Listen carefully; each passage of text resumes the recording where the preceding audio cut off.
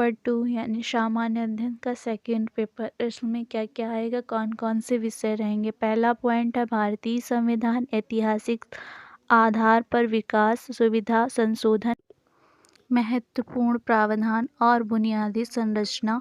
संविधान की बुनियादी सुविधा के विकास में सर्वोच्च न्यायालय की भूमिका। फिर आपका अगला पॉइंट है संघ और राज्यों के कार्य और जिम्मेदारी, संघीय ढांचे से संबंधित मुद्दे और चुनौतियां, शक्तियों का विचलन और स्थायी स्तर पर वित्तीय और में मौजूद चुनौतियां। फिर आपका अगला पॉइंट है केंद्र, राज्य और वित्तीय संबंधों में वित्तीय आयोग की भूमिका। फिर आपका अगला पॉइंट है शक्तियों का पृथकीकरण, विवाद निवारण तंत्र और संस्थाएं, वैकल्पिक विवाद निवारण तंत्र का उभार और उपयोग।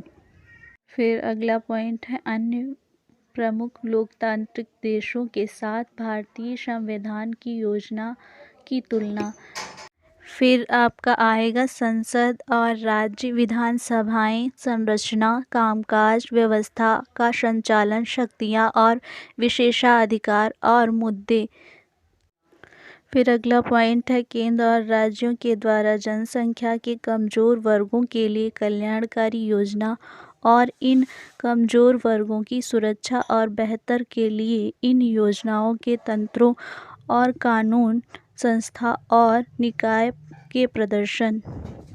अगला पॉइंट है स्वास्थ्य, शिक्षा, मानव संसाधन से संबंधित सामाजिक क्षेत्र, सेवाओं के विकास और प्रबंध से संबंधित मुद्दे। फिर अगला पॉइंट है गरीबी और भुखमरी से संबंधित मुद्दे, शरीर की राजनीति पर उन्हें निहितार्थ।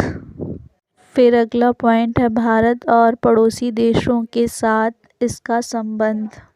फिर अगला पॉइंट है द्विपक्षीय, क्षेत्रीय और वैश्विक समूह और समझौते जिसमें भारत सम्मिलित है और यह भारत के हित को प्रभावित करता है।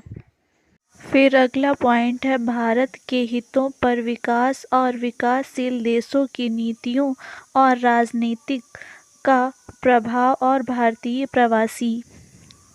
फिर अगला पॉइंट है महत्वपूर्ण अंतर्राष्ट्रीय संस्थाएं, उनकी संरचना, अधिदेश और कार्यप्रणाली निर्धारित करती हैं।